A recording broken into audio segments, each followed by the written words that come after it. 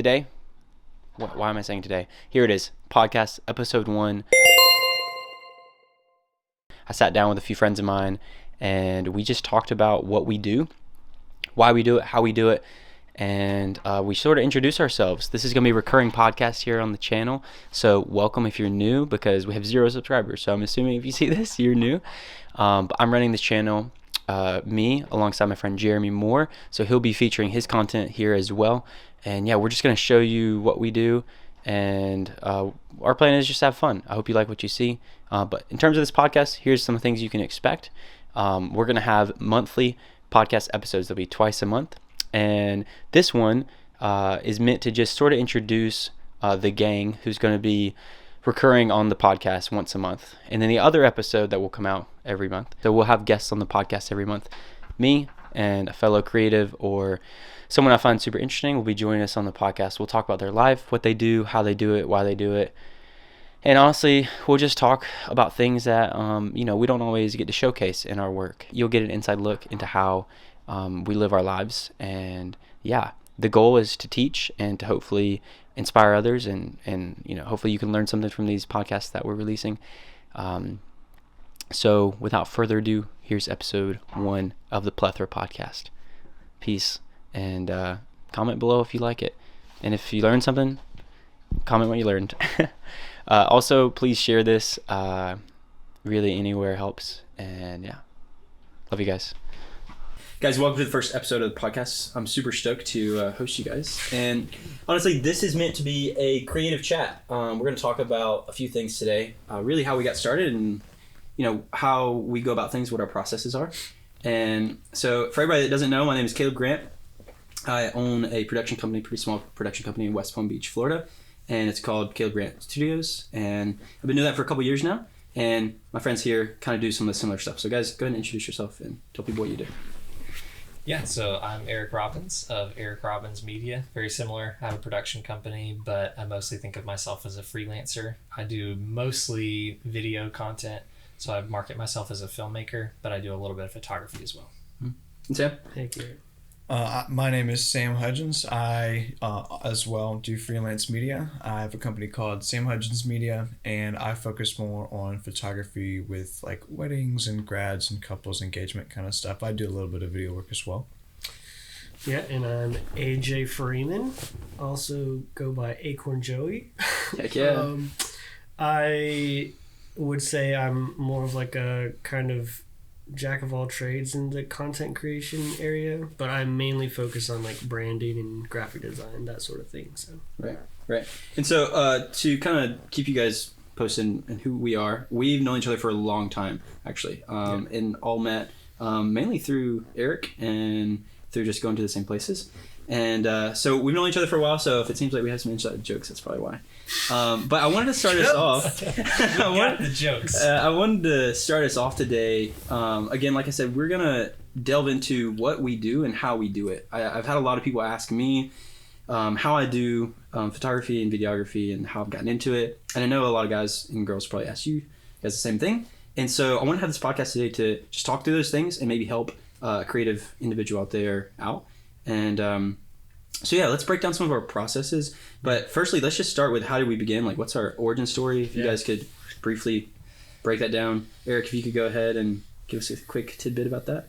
Yeah, so 17 years ago, somebody asked me to film a wedding, and I bought a $200 little tape camcorder and filmed my first wedding. Nice. And that became the thing that I did all throughout high school. Is I filmed That's weddings. crazy.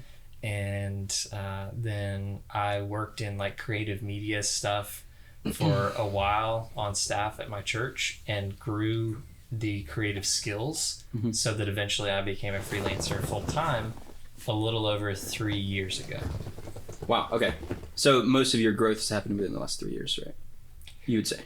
I would say a lot of the forward momentum of being able to apply the skills, get the gear, like really look at the opportunities and go for it has happened within the past 3 years. Right. Because prior to that, I was working for my church and then I was in school and there were other things that was like my main priority. But where I'm at now, this is my main career priority right now, and everything I do is focused on creating video content. Right. And I remember there was a time, because I was still living here in Georgia, when you basically quit your job and you went full steam ahead into this thing that you're doing now. Yeah. And that was pretty crazy to watch, and also, inspiring in some ways. So we'll definitely probably dive into that more later. But yeah, would love to. That's about that. And pretty cool how part to do that differently. Yeah, I think that's the thing with what we're going to talk about today. There's so many different. There's no right way. There's no rules in this arena that we're working in, and even in how we're producing, I don't think there are either. Exactly. So really, I think the main, if you were to take one thing out of this, whoever's listening, is you really just have to go for it, and you can think through that. But there's so many different ways to do it. So Sam, how did you get into what it is that you do with your freelance work? My brother had like a 720p like point and shoot camera, and he did some like recap videos for our church a while back, and he eventually just kind of stopped doing them. And so I asked like my family if I could get that camera for Christmas because he didn't use it anymore, and I think my grandma bought it for me. And then just slowly progressed from there, and high school started taking pictures for like friends, and then made a business out of it into what it is today. And then I was able to like give her a family portrait, like really well done, and she like cried on Christmas Day to like give it back to her. That So it hits. came full circle, and that was like when I really realized like, man, I'm gonna do this like full time, because I was able to pay it back to her in the long haul. That's super cool. That's super interesting, because that's kind of how mine began, and I'll share in a bit. But that emotion really hits when you do that. So, and AJ, I started with, I think, maybe going on family vacations. I would say, because then we were like, we want to take photos, right? And I had recently gotten like a Canon Rebel T3i. It was my first camera. And no, it wasn't. Sorry, my first camera was a Nikon. Who shoots Nikon? Oh, the potato. Anyways, we won't talk about it. I think it was a really long zoom Nikon point and shoot. But basically doing photography. I got interested in taking photos of literally anything not living. like flowers and flowers. Well, that's a living. I guess you're right. No people were involved in this. No people were involved. But then, I started taking photos of my family. And then... and then I started doing just family portraits. Like other families wanted me to take photos of them. And I got bored of doing that. And I wanted to... I got into like the Photoshop world. And that's really what started me, is I started doing photo manipulation. So I started building scenes that weren't real. I would take different photos from Google Images, because like Unsplash, like all these like different medias weren't available. So I was just literally copywriting images, taking photos, mocking them up and making cool stuff out of it. And started doing that, posting them on Instagram.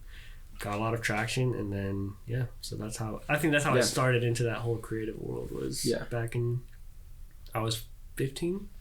So What year was that you started that? We talked earlier kind of off camera. I think I started doing a lot of that stuff back in like 2012, 2013. Okay, because I mean, like I said, off cam we talked about this, but really my perspective of you and a few other guys who aren't here today, like it felt like in the area of Macon, of our hub, that you guys were leading sort of, you were the guys that were doing something on Instagram. Like you were creating interesting things, and like people were liking it, and you're kind of chatting with brands outside of Macon, it seemed. And so that was kind of how I saw you when I was, however old I was at that time. That was 2013, and then kind of grew into like probably 2015 is when I did a lot of that stuff, and brands, working with different brands. Really, that whole point of working with different brands was like trying to build a personal brand of like, because I had friends, like there's friends in Minnesota that are still popular influencers, but they really honed that craft of working with different brands, and I was like, I want to jump in, because back in 2014, 2015, like no one was doing it. Like nobody was doing it, and everybody was interested in doing it, but not really figuring out how. So it's a whole figure out process, but that was a crazy time for sure. I feel like for Instagram for sure, and all of that. That's cool. That's cool. So my story is sort of how I got into it. I actually don't know if I've shared this with you guys, but I mean, the gist of it is like I got a camera right out of high school. So in 2017, I got a camera for a graduation gift, and it was funny because my mom had this like, it was because of Instagram too. So I saw Instagram and I was like, seeing what people were making, and I was like, dang, I kind of really want to have a go at some of this and just take some cool photos, right? My phone wasn't really cutting it, so I was like, let's get a camera. What does that look like? And my mom had a vintage film camera, and the film camera that she had was like really clunky. And so I took it out and I bought a battery for it. And she's like, are you sure you want to buy this battery for this camera? It's an expensive battery. So I buy this battery. And then, a week later I get like a nice camera because my grandmother had got it for me for graduation gift. Yeah. And so that's how I kind of relate, because she got me this camera, and it's like I give her the credit for like kickstarting this whole thing. Like literally, like, I'm at the point now where I feel like I've reached some success. And we were talking about this, like, success is different to so many people, and a lot of it is related to money. But for me, like, I feel successful this year because, again, like, people have come to me and said, hey, I like your work and I want to work with you, or I want to hire you or something. And then you don't really have to sell to those people. They just are like, I want to work with you. What does that look like? What's the budget? They've seen what they need to see. Exactly. So there's kind of that authority status or like proven worth that is there, and they just want to work with you. And I attest that success to like everything that I've ever done is just because of, she gave me that camera within the creative, realm. Yeah. And of course there's so many different aspects to that. So yeah, my grandmother gave me a camera, and then for like 3 years I just made crappy things and put weird stuff on Instagram and really tried, and then I feel like I didn't really get good until after moving to West Palm. Like I feel like I didn't reach that point of doing good work until within the past 2 or 3 years. So yeah, I mean, that's kind of my story, but I'm interested to hear what you guys deem as success in your life, like how far you've come, maybe. Because we talk about like, okay, so this is where we started, so where are we at now? So for me, I'll start and I'm like, okay, I own this production company, or I mean, I don't even know if you want to call it a production company. I mean, I do freelance work, right? It sounds cool when you say it sounds cool, you're making whatever, you're filming something, but I have a lot of growth to do, but I'm stoked to be where I'm at. And so I have a small studio company thing. It's not like I don't even own a studio, it's just like a name for it. But I create work for local brands, businesses, individuals alike who need that kind of media, and I do photo and video. And I think I was working with a production company earlier this year called OGK. They're a great company in Boca Raton, Florida, and they taught me a lot, and so a lot of my income kind of came from them, but the other 2/3 came from my business, which was very rewarding to see how well I could do without a company and do it on my own. And but yeah, I was kind of doing almost part-time work with that because I was in school. So I just graduated, just finished school, and so the point that I'm at is I'm ready to go full force into the workflow, into like, okay, we're making videos, we're taking really great photos, like, and my whole goal is kind of built on 3 pillars. It's to live well, do good, and work diligently. So I want to make good work, and I feel like everything kind of fits into that. And so that's kind of where I'm at. So I'm interested to hear where you guys are and how you kind of chalk up success for you, maybe lately, or what your goals are, ambitions. So Eric, you can start us off. To me, success is a little bit about having enough time and money, resources, everything to do what you feel is important. So for me, for example, I feel successful when I can take some time off to rest after I've been working hard. That to me feels successful, to be able to take time away. Right.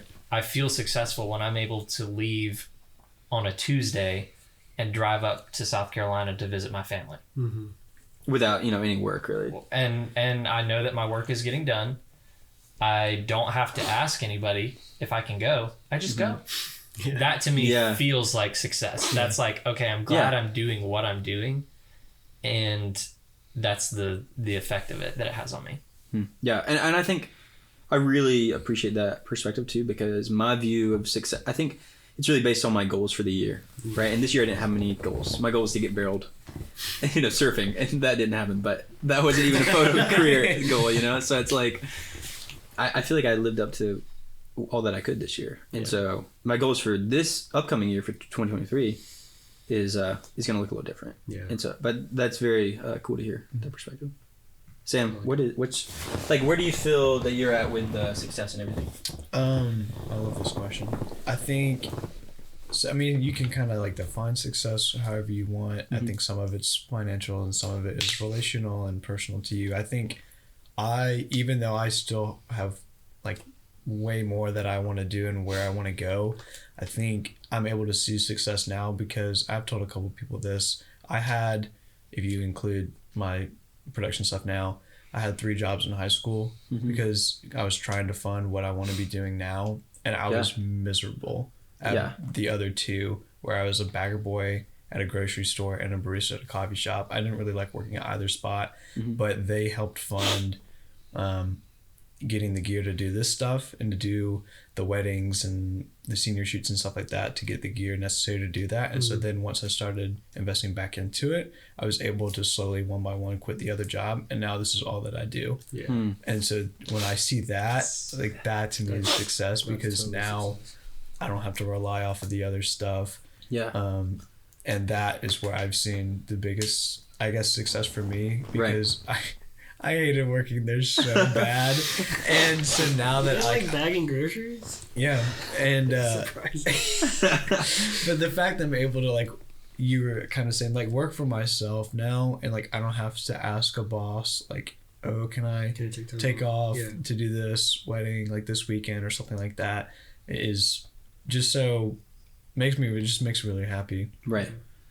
And so, I mean, and that's a lot different than Eric's story here, so that's cool. In terms of like, freedom is the word that comes to mind for both of what you guys are saying. The feeling of that success.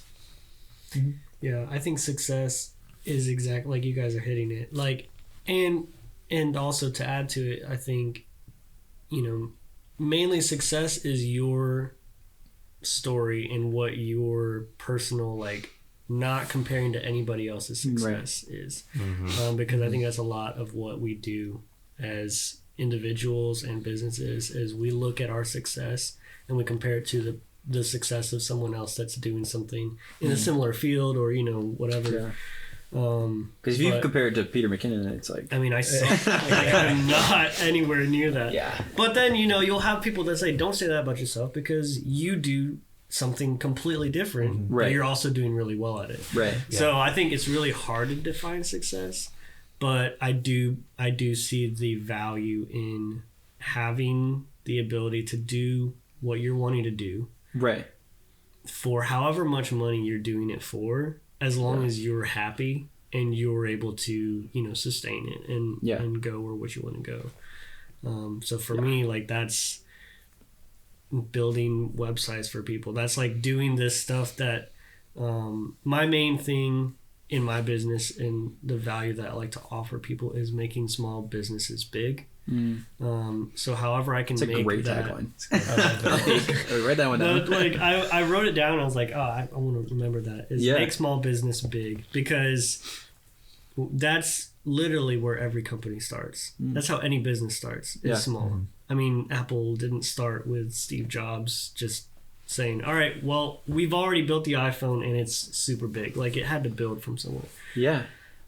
So that's where I like to focus, and I think we're going to talk about that later, is niching down and doing all of that. But that's where I find the success is for me, is helping others and like seeing that build for them. Is they're like, wow, I needed something to happen and I had a problem and you've helped me solve that. And that's that's where I find success. And I think that, I've been thinking through a lot of things with my business and like, what do I want it to be, and all this other stuff. But at the core of it, I really just want to help people. And I hear that in what you're saying. Like, I really do just want to see, and that's why it's hard to convey to a client, because a lot of people in what we do, they really just want money. Like, they do. And part of it is like, you got to have an income. Like, you got to make money. But when I meet a new client, like I have a client meeting.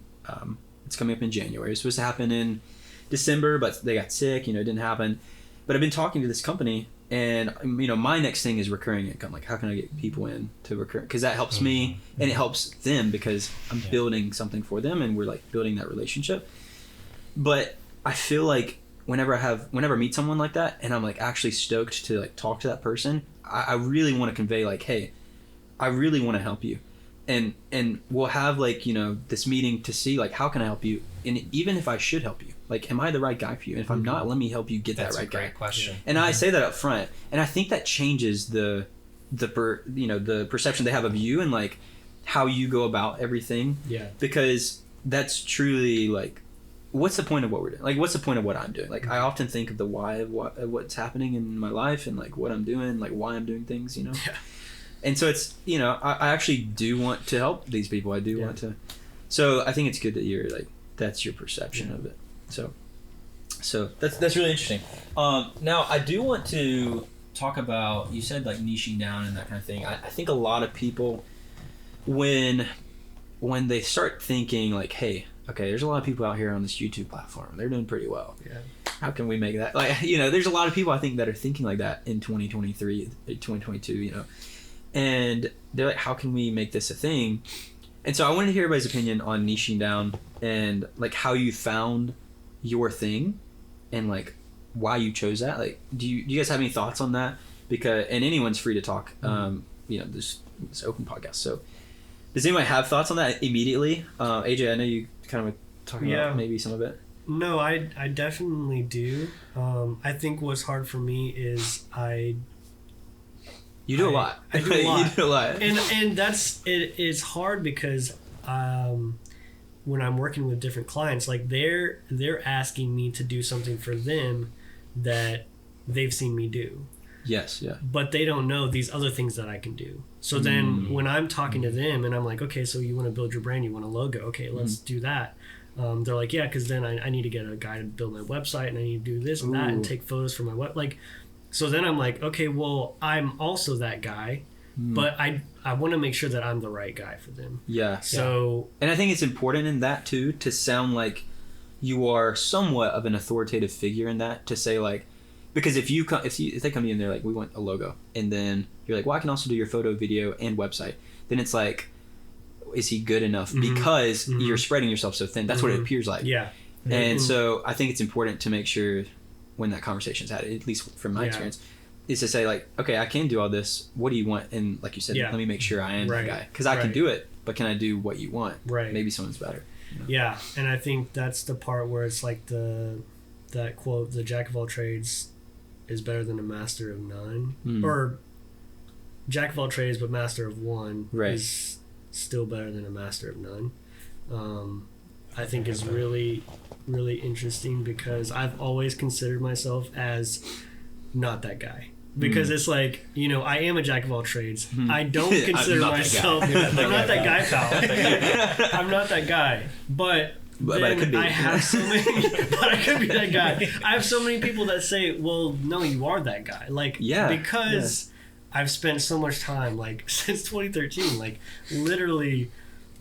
Everything I try to do, I try to do with excellence, and I try to do better than I've seen. So I'll see a logo and I'll be like, well, I can make that better. I've seen a website, I can make that better. Everything I do is like that. So I think the niching down part is really hard for me, because it's hard to title somebody who does a lot of things. Yeah. But I think when it comes down to it, it's like, I think what I'm most like the best at and what I want to like strategize my business towards is like branding, like brand development, and which is a total package, like and you're getting it's a huge package, because that involves logos, website, photography, like so when you see someone that has that kind of title, it's not like, oh, he's a videographer and a photographer and a web developer. He's like, oh, he's a brand development guy. Exactly. Which I think in and of itself is niching down, because it's like that whole generalization of that scope of work can be generalized into your focus of, I don't know what I'm doing, I have a surf company. Yeah. I don't know if I just want to build surfboards or like what I want to do. Well, let's talk about your brand strategy. Mm-hmm. So I think that's the big part of my 10-year. So I relate with you on this, right? So my 10-year goal is kind of, I say 10-year, an objective goal within 5-10 years, whatever. I would like to scale to having a brick and mortar place and being a branding agency. And so my goal right now is to scale. And how can I scale?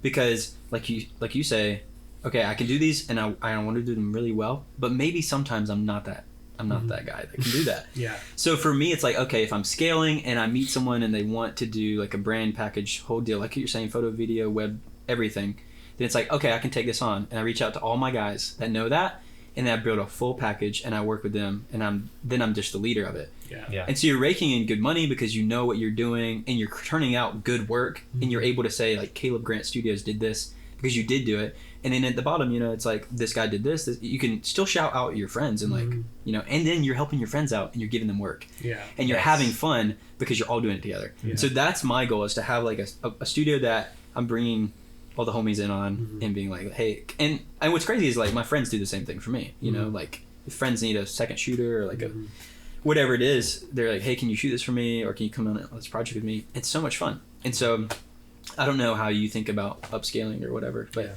that's kind of one of my goals and how I've thought about it. So it's interesting to hear. I think naming your business is so important for that, because studios is a scalable name for your business. Media is a scalable name for your business. It's not, Caleb Grant wedding films. That's super it's specific, like, because then weddings. you have to niche down into that in order for your business to survive. Exactly. I'm not going to call a wedding film company when I need a commercial for a lawyer. Yeah.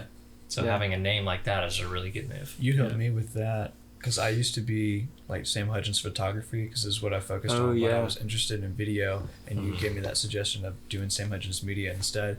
I'm so glad I did, because I've had a few video projects and stuff like that, and even if like right now what you were talking about niching down, I'm trying to focus on photography because I know it's what I'm good at while still being a jack of all trades. But that gives me the opportunity to do, like, I love doing graphic stuff too, and I love doing video stuff too. Right. But right now it's not my focus, and it probably will be maybe in like a year or so. But it gives me the opportunity with the naming that you're talking about to build into that. Yeah. When I was doing Acorn Joey, which was a sick handle. I love that. Like, I was stoked on that. I love it too, and people always ask me like, how'd you come up with it? Or and it's the most stupid reason or way, but like honestly, it was one of the best things that has happened. Is I was trying to come up with a Skype name. I was texting a friend at the time, and I was like, what do I name my Skype name? Because there's so many reasons that you can have one that's taken, right? Yeah. So I don't know if this person really did just see an acorn, but they were saying, I just saw an acorn. Oh my! I'm just naming it Acorn something, and I was like, Acorn, like AJ or Acorn 24, like 24 my favorite number. Oh, okay. And my middle name's Joseph, and I was like, Acorn Joseph is stupid. And they were like, why not Joey? Acorn Joey. And I was like, all right, I'll see if that works. Yeah. And then like it was always like Acorn Joey 123 or Acorn Joey 24. Yeah. All right, so we talked about like sort of how we began and how we got to where we are, but a lot of people, I think that would be interested in what we do, would also be interested in how they can maybe do it themselves. So how would you guys say, what's like a quick word of advice to someone like looking to start this? And a lot of people have kind of answered this before. So, what's y'all's take on it? Just do it. Like I have words of advice. Just do it. Make your dreams come true. Stop waking up and dreaming of success. Work hard at it. Like I just no, it's pretty good. Off the cuff of my like. Don't let your dreams be dreams. It's like what we're gonna put these side by side, and it's the exact same thing. Yeah, I think it's more like some people dream of success while others wake up and work hard at it. Mm-hmm. Yes.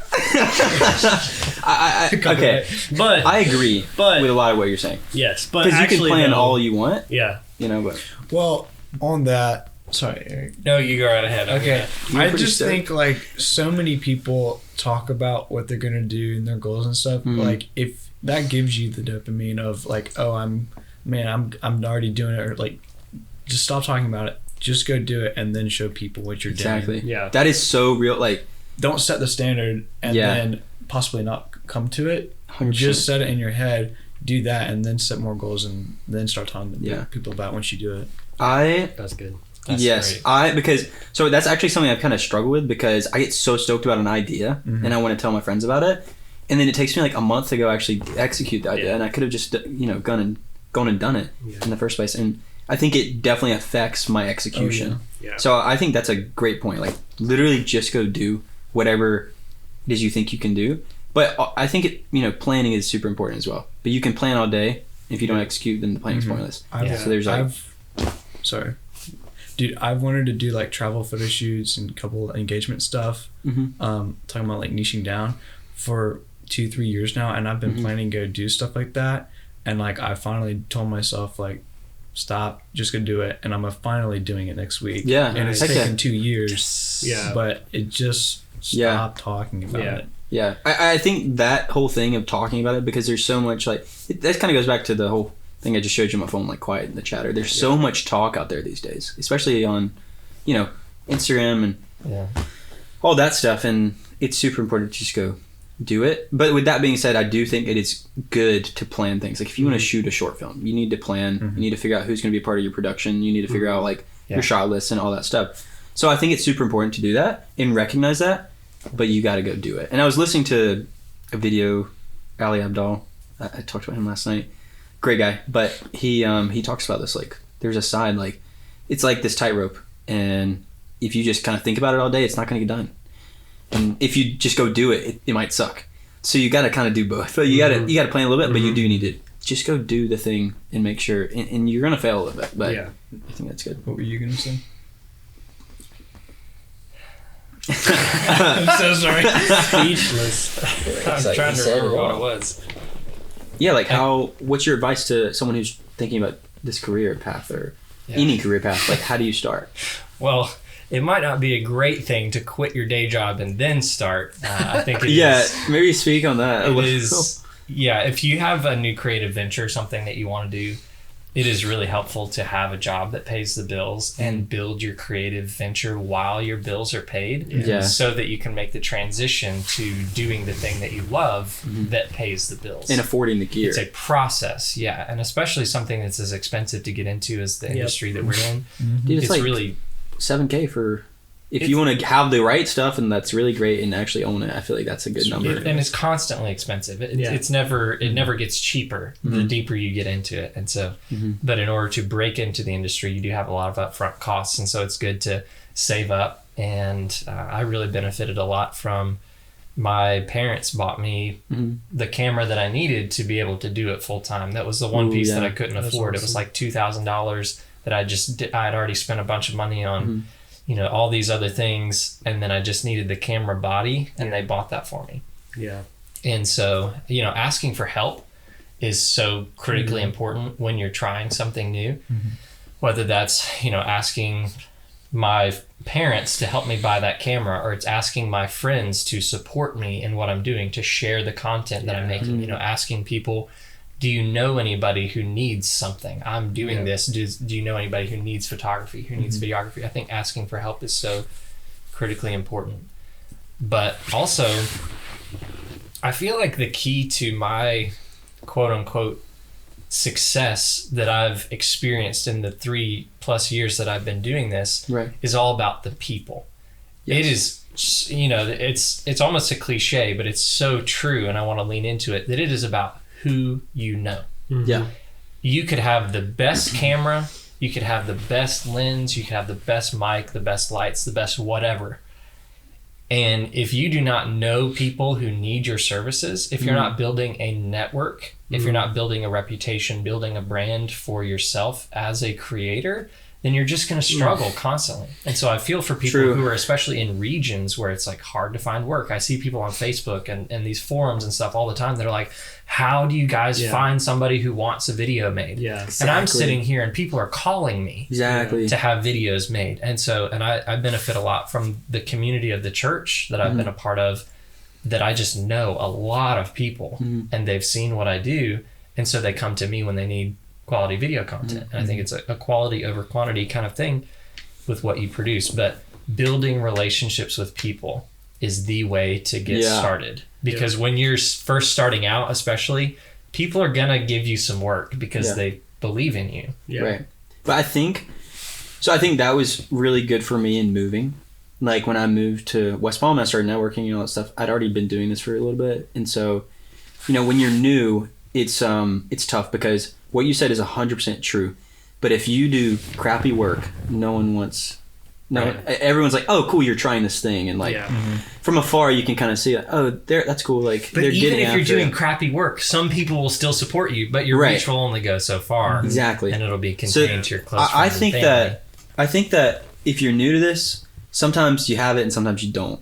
And if you have it, then it's easy to get going super fast. If you don't, you have to learn, and there's a learning process. Yeah. Well, but it is important to have the network and to do good work. And the community that you're talking about is not just with clients, but also with the people you work with too. Because you'll get work and assisting jobs from other people, and you'll learn from those other people. And then you'll start to get like your own jobs from them and collaborating on their projects. And that'll grow your community as well. Because this industry is not as much competition as it is, you can really make it a community of working together with people. A lot of people want what that we're doing too, right now. And with that too, it's like, what's the end goal? The end goal for most Americans is to like have a sustainable income, right? And so if your end goal is to have a good income, well, you want to know those people because they give you work, and then those people will like lead to other people who know people. And that, so it's like that's how the word of mouth train sort of starts. Another tip that I heard that I agree strongly with, that's kind of like what you were saying a second ago, is the spirit of collaboration instead of competition, fostering that collaborative creativity with people. A tip that I heard somebody say is work for free for other creatives. Don't work for free for clients, people who should be paying you, but the people who are sitting with us right here, right now, work for free if you need to get into something, like be on a podcast, do something creatively, or, go shoot some promo photos for their brand, or make them an Instagram reel, or do something like that to build the collaborative creativity between you. And you will get so much more out of that than what you would get if they were paying you to do that, because you're fostering the relationship there. And it's going to be, a win-win for both of you. They're getting some content, you're building the relationship, you're getting some experience. And so especially in the early stages of something, work for content creators for free, because you're working together and everybody benefits from that. Yeah, and you definitely learn more from that too. And if you just go in and try to create something, you're going to look at it and be like, why is this not what this guy did? Like, why doesn't it look like that?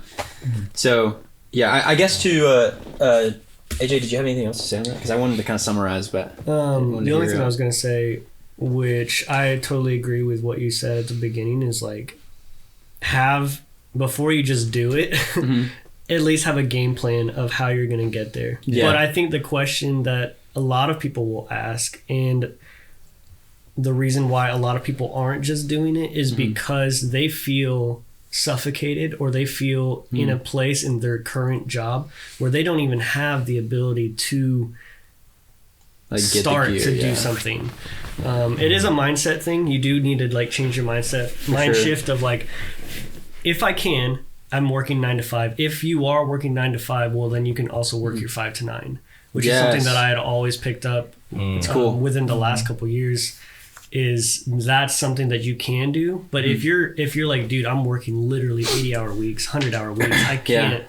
Well, then you might want to figure out a way to come up with a backup job or a backup plan that you can quit that job and go to that other job, that you can at least get some sustainable income while you're figuring stuff out, because I think that's the only way that you can jump head into something like that. Set a boundary on your time. You have to set a boundary on your time, because like when I was working at the previous company I was working at, like I was working 100-hour weeks, Yeah. 40. Like they didn't see that, and like Yeah. I wasn't working, hourly. I was working salary. So it's like I was always working, always creating something. Like I didn't get them to the position where they were without me like absolutely grinding and like being tired every day. Did you build their like following? Yeah. Like solely? Yeah, Because so, I saw like- they had a good amount. I don't know if Yeah. you want to mention their name, but that's Well, cool. yeah. So like I worked for a company that like I did build their following from 1,500 to 30K within like 3 months. Yeah.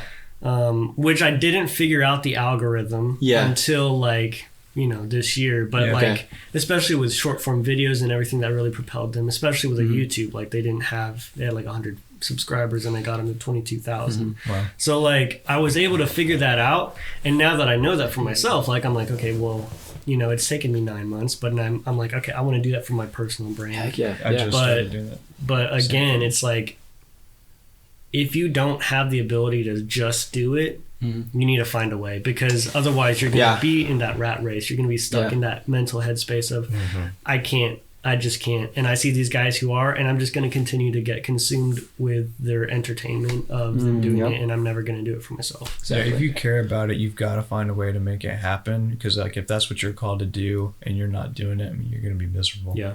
And there's also something to say, like, if you do go for it and then you're like, this isn't it, like, that's cool. Like, there's not, I think there's a lot of pressure put on things and people and, like, how they feel towards, like, their goals or whatever. And, like, dude, it's totally cool to just, like, hey, I'm going to try this out. And, like, it didn't work out. That's cool. Let's, like, move on to the next thing. So.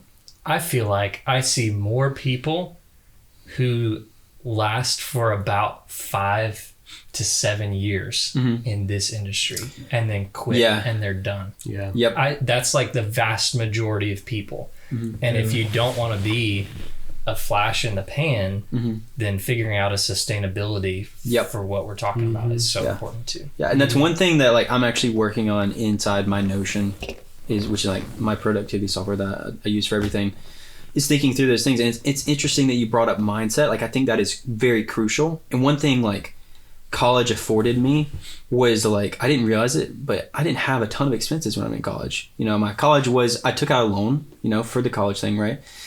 But my college was covered by that loan, and whatever money, I just sat back, and when clients came to me, I took them on if I could. And so that built my name. I had time to learn. Yeah, I had 18 credits or 70 credits, a lot of work. But I had more time to learn than what people would if they were working another job. Yeah. And so that was really, helpful for me. Totally. I've noticed the same thing. Being in college. Yeah, I think that's the best work. takeaway that I had from college. I think my work is so much better since I got to college. Because, well, number one, I'm a lot more proud of it, but I was also able to just dedicate. I mean, like, I'm starting to realize now, talking to my brothers and stuff, like, I have so much free time right now. Yeah. And also with, like, expenses and stuff, I'm able to put a lot more into it now than I would otherwise. So I want to learn those foundational things now so that I'll be even more successful, like, when I graduate in 2 years. Exactly. I used to hate it in college when people would tell me that. When they would say, like, oh, you have more time now than you'll ever have after this like, point. you And don't I was taking like 22 and a half credit hours, Oh, all these music classes and stuff. Like, I was working 14 hours a day, and they were like, oh, you'll never have more spare time. And they were right. I hate that I didn't listen. I mean, I made the best of it at the time. Yeah.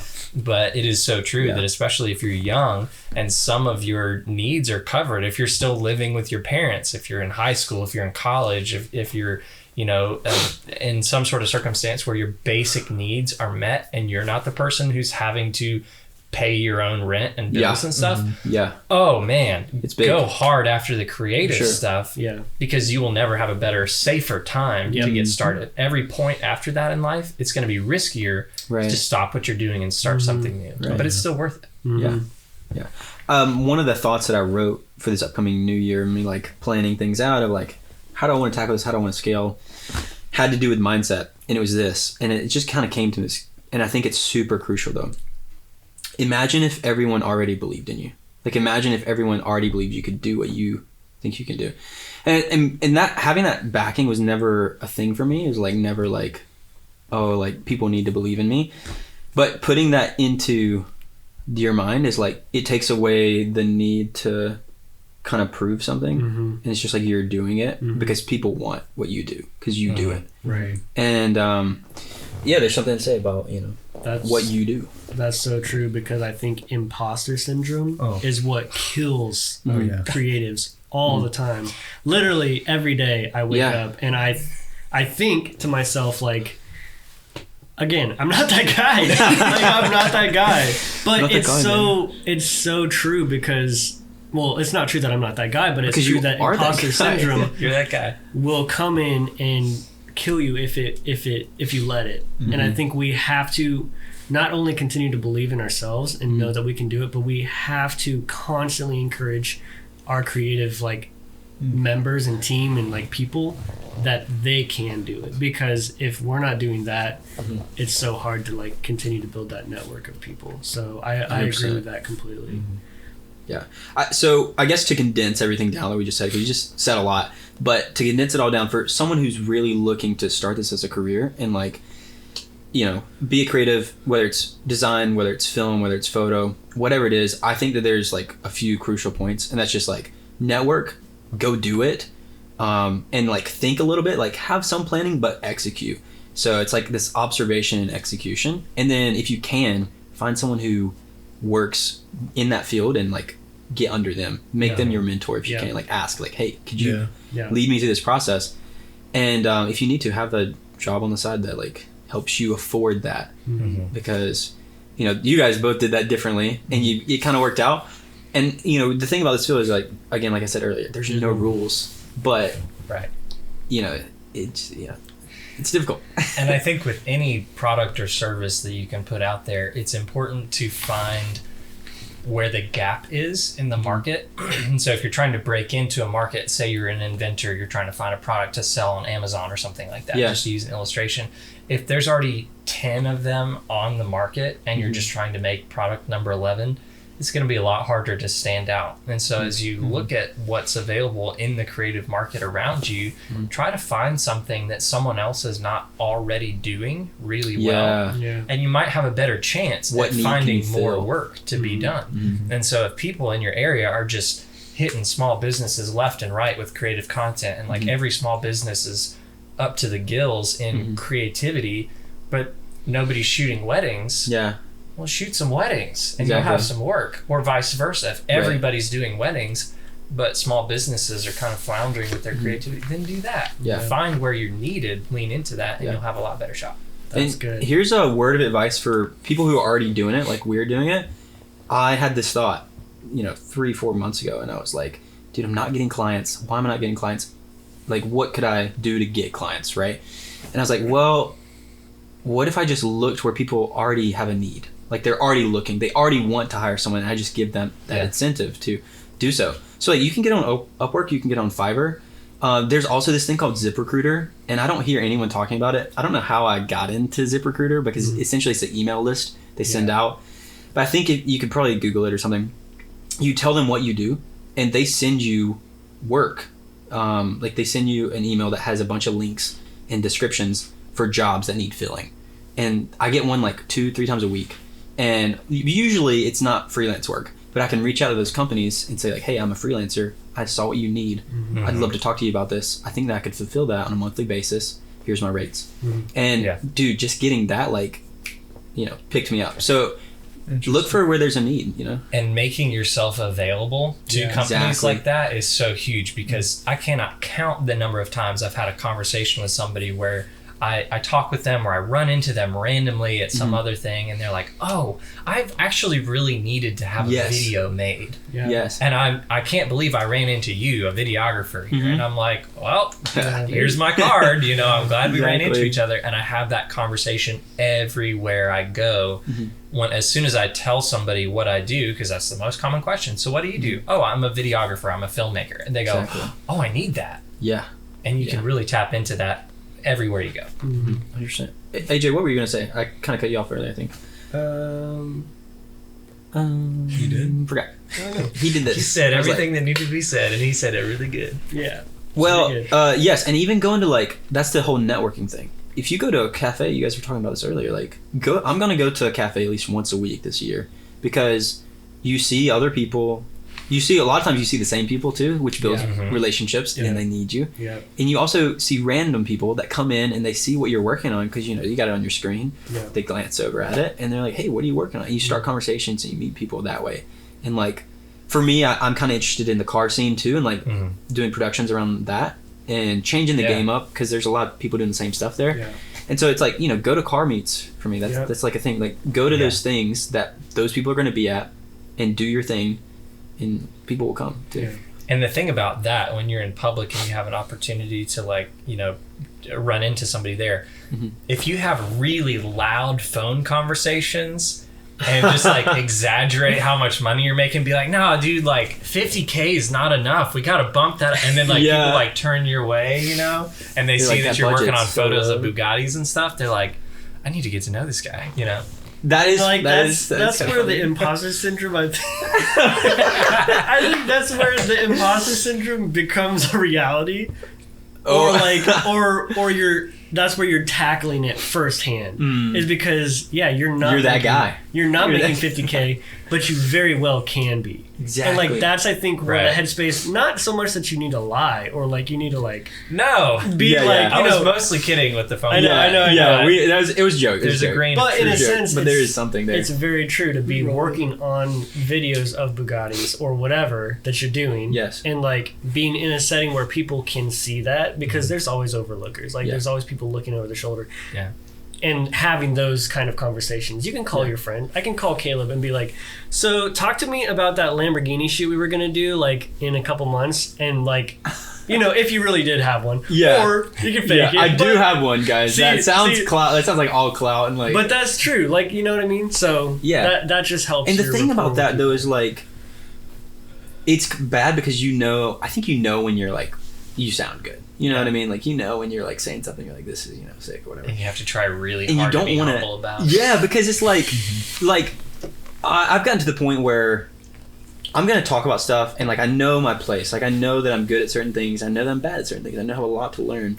And there's a point at being humble, and there's also a point at knowing your value. Yeah. Yeah. And like, That is but a you fine need to line. know like how to sound. Like you don't want to come across as a jerk. Yeah. And so like the Good last word. podcast. It looked like you read through like 3 Yeah, We're gonna censor this. But like I can say, hey, I was gonna shoot a Lamborghini, and it sounds like this whole thing. And dude, it's like the first car shoot that I'm gonna do it to the degree that I want to do it, and the production value that I want to do it. So it's a test, guys. This is a test, and it's also like, it's free. I'm doing it for free because I want that video. Yeah. Okay, You know what I'm saying? take that concept we're talking about and put it as an Instagram story. Have a little selfie video when you get out of the car at your Lamborghini shoot. And you're like, "All right, guys, we're here at the Lamborghini," and you're making content. So we're Exactly. talking about it in the You're showing context of people like what you're doing. going to a cafe Yeah. and random people hear you. But your audience, the people Yeah. that are Yeah. already tuned into what you're doing, if you share your process, which I'm terrible at this, so I'm saying it more as a good idea. I wish I was doing it. But if you share your process as you go, people will buy into the narrative story of what your company is doing, and they'll And they be see more excited value. for Yep. you, and they'll want you to succeed because they know you're the Lamborghini guy. Yeah. You're the guy. Dude, You're that guy, pal. that I can't. I'll just do a quick emphasis on that. Right. That is sharing your narrative of what you're doing and why you're doing it. The one. Everybody will buy into that. Yeah. Like that is the only reason why I built the last company up to where it was, because I became the guy for that company. You were the guy. Because there were literally like people coming in and saying, "Oh, you're the YouTube guy. Like you did. Like I saw your video. That's why I'm getting my BMW wrapped." Yeah. Dude, And like that that is sick. feels so good. Yeah. Yeah. Because like you're like, wow, and it's silly to think like that brand didn't see the value in what I was bringing to the table, because literally that was like a $5,000-$6,000 job. Like Exactly. I was bringing value to them, but it's just, it goes to show that when you're doing that, like it felt stupid at first. Like I'm holding my phone and I'm like, hey, what's up, guys? Welcome back to the channel. Like, it feels so people stupid. love it. Because you're They like, want- oh, they I want see it. so many people like Peter McKinney, like, what's up, everybody? Like, Yeah. it's so dumb, you think, but then when you start to do it and it becomes your, like, Yeah. brand, But that's when you, it's Yeah. like, you're being that's you. when people buy into You know what it. I mean? Yeah, Be you. exactly. Like, don't yeah. be anybody. Just Right. do what you do Yeah. and, like, however you see it. Think about it. So true. That opens up two kind of different conversations, though. One, it's like, I want to touch on, like, what's our process? Like, so I do want to dive into that. And two, there's a question that hit me this year that scared me. It's like, how big do you actually want to be? Because I had someone come into my life who's a great friend of mine in West Palm, and she said, Caleb, you should not be in West Palm. You need to move to like LA. And she's like, I see what you're doing, and you're doing really great. And this was at a table with another guy who's a coder, and he was like agreeing with her. He's like, and I think that you can do what you want. I think you're gonna be really good at it, but you need to move out of here. And that kind of scared me, because I wasn't thinking about moving. Like, I want to stay in West Palm. I like it. But she's like, this is kind of how, she just kind of said that. And so I called her like 2 nights later, and I was like, I don't know how big that I want to be. And that's not like that's a humble thing. Yeah, it's not like it's scary, because it's like, okay, you got this vision, like, okay, you could do YouTube, you could succeed there, like, you could do it, you have the capabilities, right? Like, I think any of us, and anyone really who wants to, can do what, like, they have that ability. So it's like, how big do you want to be? And so I want to ask you guys that, how big do you want to be? And then I think we'll finish off with like, what's our process is like. But have you guys thought through some of that stuff? Like, because you can do it. Like, you can make the $1 million revenue. You can have the YouTube. You can like run like Chris Do. Like, he's built such an empire with his channel, The Future. Yeah. Such great. I mean, listen to him if you haven't. Like, he's great at what he does. So like, it's possible. I think for me, one of the things that I like to try to keep in perspective is that I want to be able to structure my company so that it doesn't constantly become this all-encompassing thing in my life. It's so easy as a creative and as a freelancer to never stop working and to just always be on the grind, always be doing something.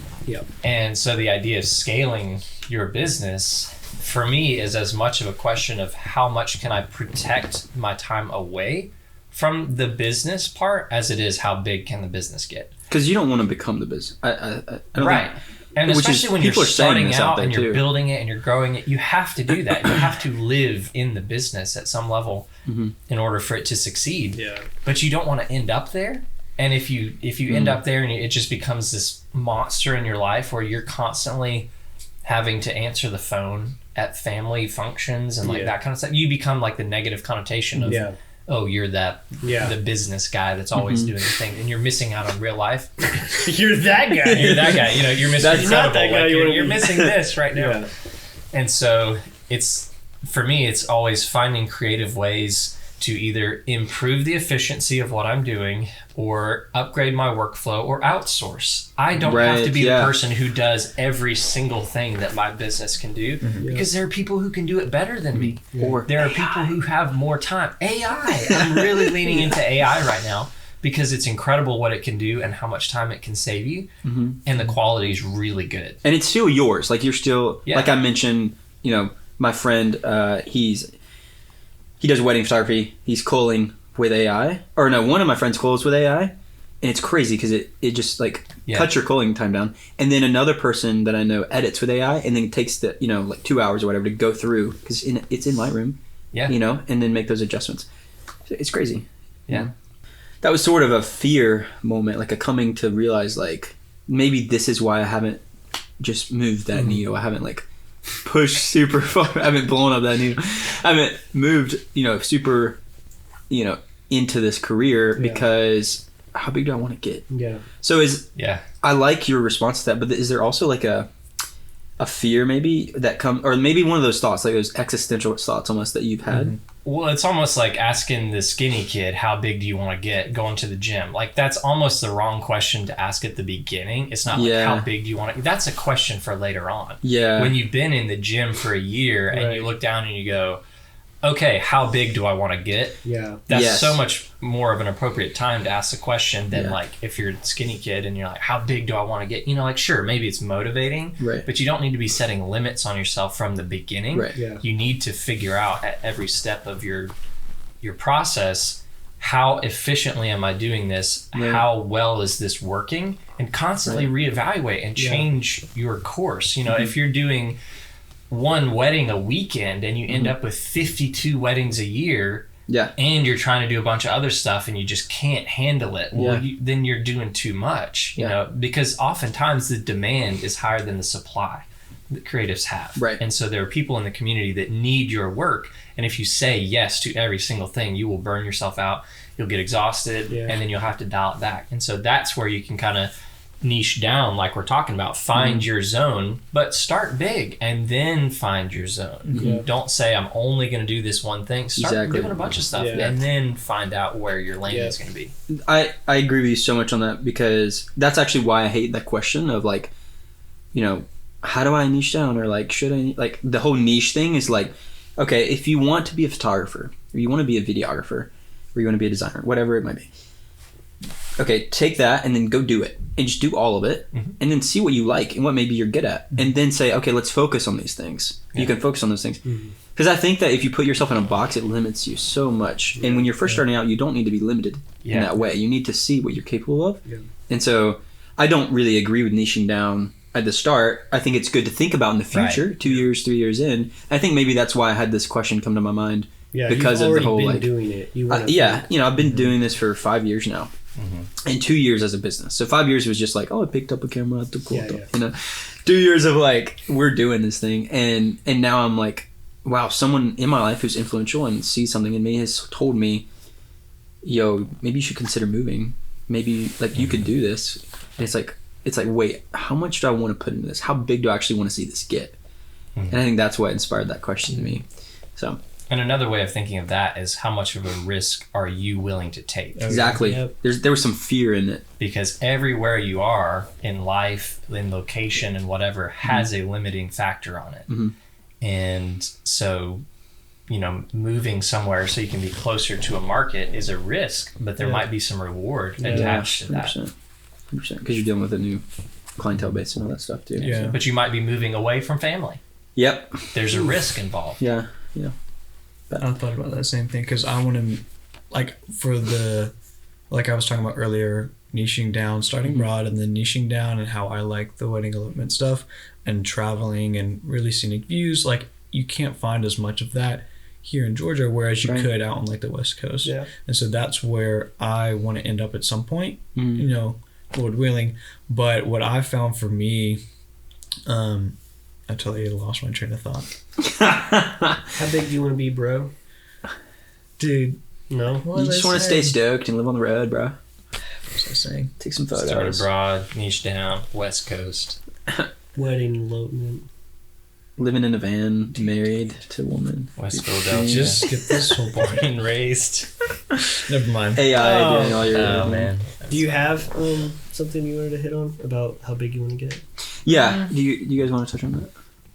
I mean, I set a lot of big goals for myself. I feel like, especially when I started doing this in high school, I was always the guy who, like, I always hated history class so much. And so in class, we'd be like watching some documentary, and I would just be totally dazed out, not paying attention, think about how when I get home, I want to go research how to do this on my camera, or how to grow my business, because I don't want to do any of the stuff that I'm being taught in school, at least until I got to college. And so how can I just focus on what I really want to do down the road? And I'm glad I've stuck with it, because being like the artist, like creative person in my family, like I just couldn't be doing any other like career. It's not for me. But like I set goals for myself, like I want to do this by the end of the year. I want to do this because like I don't want to be working a 9 to 5 like everybody else. I don't want to be doing all this other normal stuff. And so that's why I've always, like, when I get home from school, like I'm not doing my homework. I'm like looking up business strategies and all this other stuff. Because I set those goals for myself, and that was always my motivation, was like I want to be big with this. I want to get there, and I want to do that at a young age. I haven't thought about like the limit of how big I want to be, but I know like my goals and kind of where I want to be and what I want to do with it, and that was always like my motivation. Right. I think it's just kind of daunting, because I will look at someone like Sam Coulter, or like, I mean, we've said Peter McKinnon, but Sam Coulter I feel like has gotten so big, and then he was like, okay, I gotta kind of dial this back, and then he started to like really rein in on how he can monetize that and like make use of it and still be this figure that does good work, but also like has something that helps other people out. And I feel like he's done a great job of that. But he's almost like that hermit of the creative world. Like he seems to kind of gone and receded, tucked away. Yeah. And I respect it. Yeah, I respect that too. Because it's something that we've all watched him go through. Yeah. And it's something that we're kind of going. We all have our. We've gone through it with him. I want to go through that too. Like, but you know what I mean? Like we've done it with him, and now we're like seeing the Colder Creative, which I just recently learned about. But like I saw it, and I was like, oh snap! So this is what he's doing, and like he is that hermit. Like he's doing it because he's trying to figure out how big he wants to get. He's trying to figure out what he can monetize, like you were saying, and like now he's going full steam ahead, and he has that network and that audience to be able to accomplish that really well. Right. So I do really respect that, and I think it's a good strategy for anybody who's trying to get to that next level, who's already set themselves up as a photographer or filmmaker or whatever. That's like, okay, now where do I want to go from there? And that's like for me, that's where I'm at. Did you have anything else you were Yeah. I just want to interject a little bit Yes. too, and we think about people like Sam and Peter and people that we look at as our figures of inspiration in the industry. What you guys are doing, what we are doing collectively, puts us in a lane that is so incredibly special because we get that freedom of setting our own schedule and all that kind of stuff. And like when you think about the vast majority of people, you're talking about you don't want to work a 9 to 5. That sets you in a lane that's different from the vast majority of people. The fact that you can make more than 6 figures in your creative lane in your early 20s. Yeah. The vast majority of men in the United States never make more than 6 figures their whole life. Right. And they're working a 9 to 5. So what we get to do, we're incredibly privileged in what we do. And I think there's an extra responsibility with that we need to work hard and pursue those goals and make the best of it, because really what we have is a gift. And so if we're called into this lane of being creatives, man, we're living the dream, and we gotta keep making it happen to make it worth it. And it's tough because there'll be days, right? I think I texted you this day that this happened. I was like, I got out of the shower or something. I looked in the mirror and I was like, oh, I get to go shoot today. Like it was like, oh, I get to do what I have wanted to do for a while, and I'm doing it today. Yeah. And it's cool. It's just one part of the creative process. Yeah. But then there's days you wake up and you're just like, I don't want to edit. I don't even want to look at my computer. Can I just go outside? Yeah. It's like you don't want to do anything, and so you have to work through it sometimes. But like at the same time, you still love it. Yeah. Right. And so that's the weird game that we play, I think, because that's how. It's why you need to look ahead and say like, okay, this could lead to burnout if I'm working at till 6 a.m. from 12 to 6 at night. It's like, that's not going to help us, Right. And I've done that, and sometimes it's fun, but if you love what you do, you'll never work a day in your life. That's crap. That is crap. I don't believe that. It is hard I think it's perspective. work, even if you love it. It is hard work. Yeah. It's totally hard work. But I do think that it is a perspective because, like, I didn't have an Xbox, like, up until like a month or 2 months ago, and my whole perspective was like, okay, what if I can just take the editing and just like really enjoy that and do that at night? Because my friend does it, and I'm like, how do you do that, man? Like, I don't understand. Back in West Palm, and then I bought an Xbox, and then all of a sudden, work became work. Like it kind of stepped up a notch of like, this is more like work, because then the Xbox was that thing I look forward to, and like, oh, I can play that tonight, instead of like making a dope video that you just liked. Yeah. So I think it is a perspective shift in how you do things and handle and manage your time in life. But go ahead. I feel like I have the opposite effect. My roommate will sometimes ask me like, oh, do you want to go watch this show or something? And it might be something I'm interested in, but especially like if it's not one I'm like, oh, I want to watch this. Like, how long it takes to like binge a show, and I often will tell them, I'm like, no, I have so many other things I would rather do. I have a passion project I want to go edit. I'd rather put my time here. It's that perspective of how do you value your time?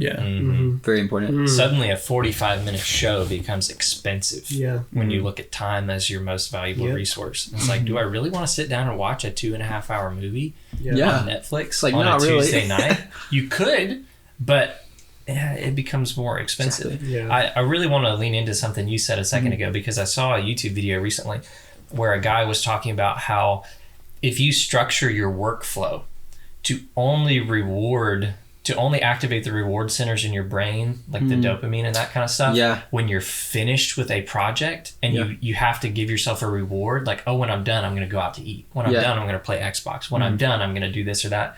then you reduce the amount of dopamine that your brain puts out while you're doing an enjoyable activity. And the editing, the shooting, all that kind of stuff becomes a chore because you're training yourself to only experience the chemical reward in your brain when you're done with your work. And that's how you can really get into some burnout stuff is by like always having to reward yourself with something at the end. Whereas if you take a step back and allow yourself the margin to enjoy the process of what you're doing, enjoy the creativity of the editing, then the whole time you're editing, your dopamine's kind of humming along a little bit, and it's going to be really good for you instead of just having this one hit when you're just like, all right, I'm done with this. Great, now I have to go back to work. So we got to be careful with how we structure our workflow to make sure that we're helping our brains do more creatively. It's important once a week to take a step back, observe, and then figure out how you can better execute. Like observe and execute. And that's to say like, okay, what do we do right this week and what do we do wrong? And like, how can we improve?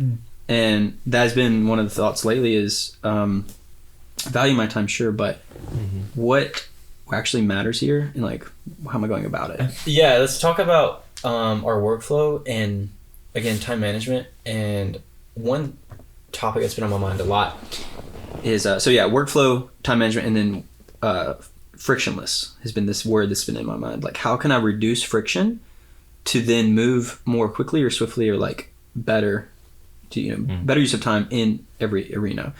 So an idea, like example of this would be like, okay, Xbox has been one of those things where it's like I kind of want to play.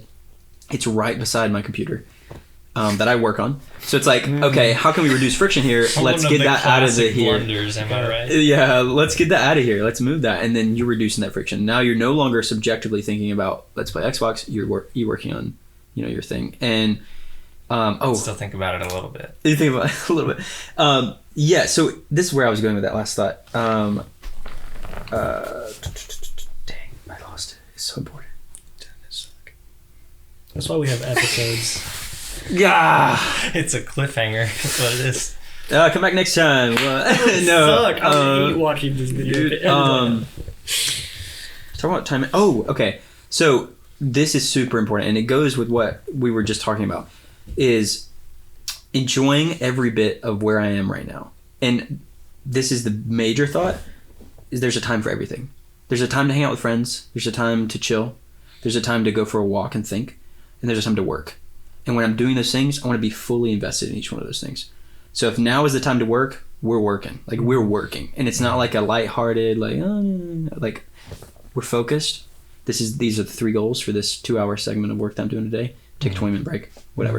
And so, like, how do you guys manage your time? That's been my new perspective shift of like, I want to work when I'm working. And now I'm hanging out with you guys. I'm like, I'm talking to you. I'm here. Yeah. It doesn't matter, so. Well, notice the one thing that you didn't mention on that list was sleep. And so if you just never sleep, then you're good. Well, sleeping is super important. But how do you, what's your time management like? What's your workflow like, guys? You mentioned sleep. I think your sleep schedule's a bit off from what we've heard off camera.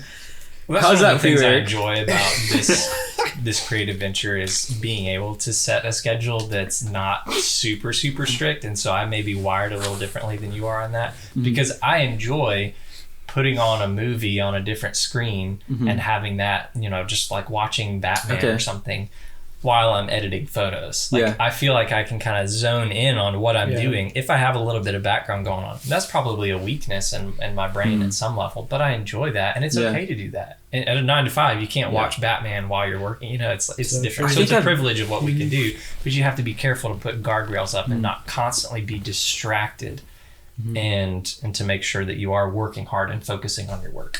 I love that, and I want to do that. But I think that I just see for me, and I guess it is different for everybody, when I'm doing that, it's like, okay, I just can't think straight. Like, I need to, it's I like, cannot multitask. I want it, but I just can't.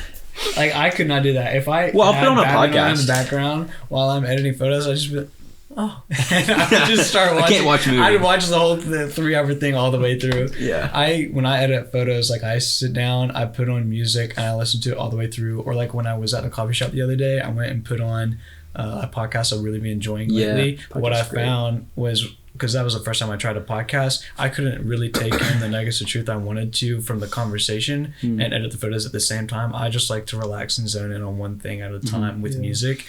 And that's how like my workflow works specifically with pictures and stuff. Yeah.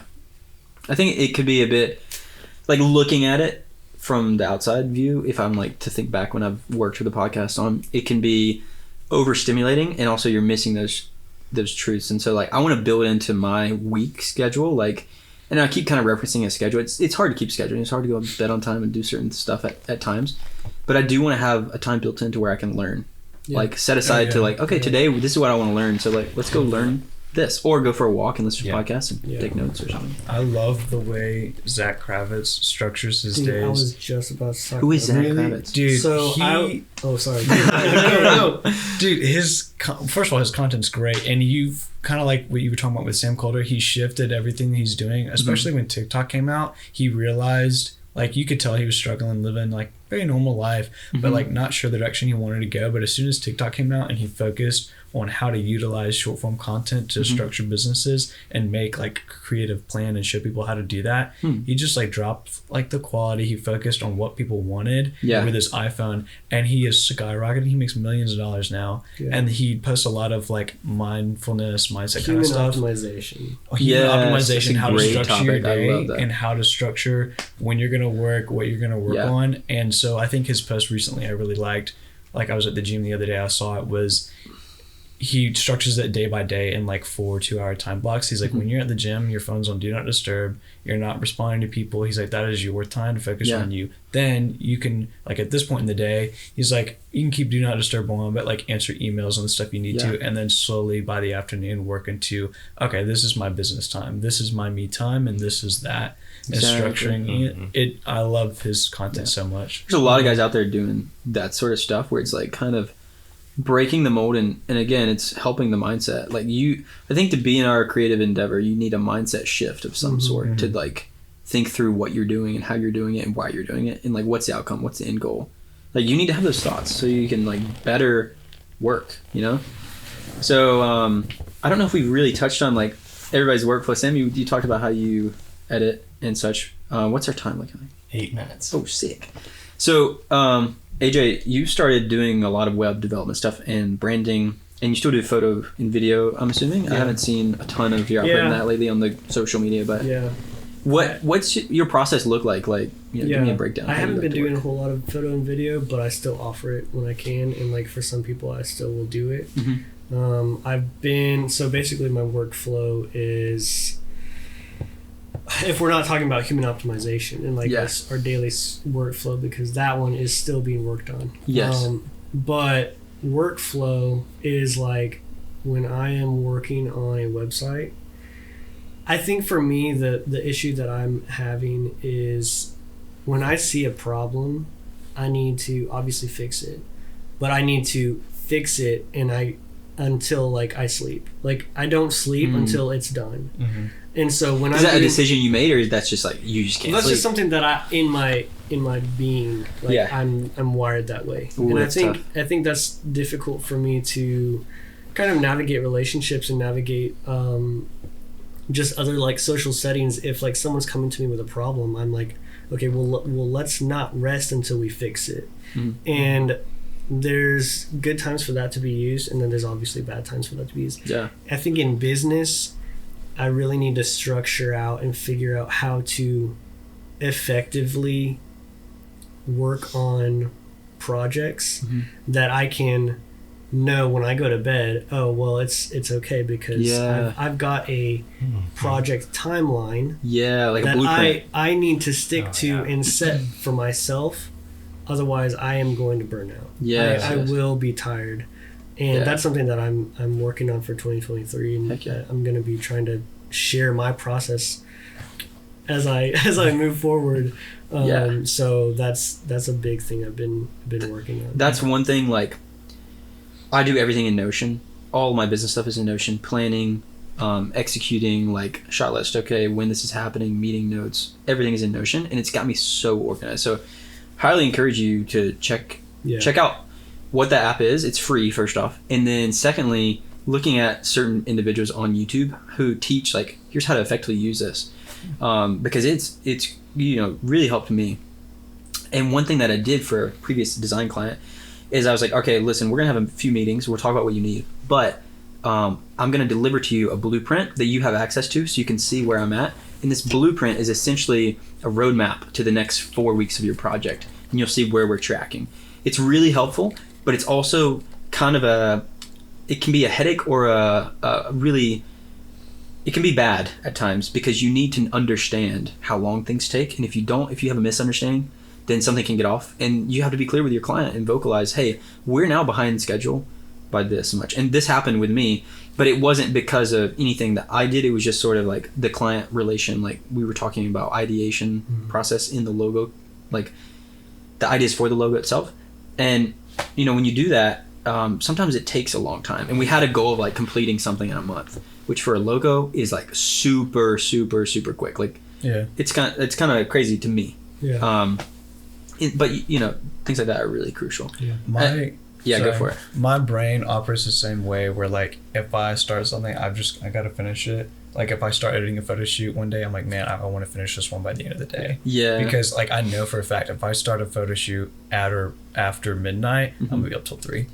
That's interesting you say that. Done. And then also part of my workflow recently has been, because I really like the marketing, and like I've considered it 9 to 5, helping with like social media marketing and stuff like I used to do. Mm-hmm. Generally, I used to not really want to do one, but I'd be okay doing something like that if I enjoy it. But because I enjoy the marketing and social media part of stuff, what I've started doing is, instead of doing a bunch of like YouTube videos on that kind of stuff and then not end up doing it in the long haul, is with my own business, I go and I look at other like Instagram accounts and stuff I see is doing really well, and the reels and the trends and stuff like that, and what's getting other people views. I see what's getting other people views, and then I'll not copy it, but I'll replicate it for my own business, so I can see what's doing well and applying it to my own stuff. I just recently started doing that, and I've seen a lot more growth specifically in my own stuff. It's been super beneficial is by doing research on other people and like the marketing side, because I enjoy that, and then applying it to the stuff I enjoy doing. Chris Dew was talking about marketing and all this stuff, and he was like, you got to learn how to be a business, and you got to learn how to market. You're creative, and you don't want to do it, but you have to if you want to succeed. And that's where that, like I mentioned earlier, observe and execute. It's where that's what you're doing. You're observing other people and like then executing on it, and it's helping you out. So I think it's super important. And it's cool to hear this, because I feel like what I'm hearing is we're all learning how to better optimize our business for the new year. And I think for anyone looking to create and begin this in this field of work, they've got to, do that. But it's comforting for them because we're still figuring it out. And we've got those processes down, Yeah. And it's cool that you say you finish yours in a day. I've gotten to where it's like, okay, I finished a wedding. Let's put it on the drive. Cool. I don't have to worry about it. We'll spend a week. First week is culling, because it's a lot of photos, maybe 3,000 photos. And then I'll go and I'll edit, and I'll have individual editing sessions. And so when you get in that workflow, it paces yourself. And I think the outcome for me, I've noticed my work is better, because I look at it multiple times, have different renditions, and slowing down things. Oh yeah, with weddings, Pacing like yourself. I've noticed when I started editing a shoot, and then like I end before I go to bed, like kind of halfway through, I'll wake up the next morning and be like, first of all, why was my brightness so high? I can't see this. Second of all, what colors was I thinking of when I was editing this? Let me redo half of this. Yeah. You really gotta think through this. No time. You've got 1 minute and 30 seconds left. All right, Okay, I'm cool. start If you over wanna wrap and it then up. just conclude it in this. I think we're good. Peace. Do you want to like say a conclusion? Yeah. Thank you guys for spending your time and money on this podcast. Thanks for the sponsor. Today's sponsor, Squarespace. No, I think that's it. That's a wrap on our first podcast. I'm like super stoked to see where this goes, and I'm very happy that we were able to all meet for this, because you guys have been a huge influence on my career path, and I don't know, it's cool to have all of our friends and inspire and talk about it. So Be sure to follow everybody here. oh yeah, I think I'm the intro I'm gonna put anyways. Thanks for having us here. Thanks, Eric, for having us on your couch. wrap, boys. Yeah, that's good. I liked how we did that. That was good.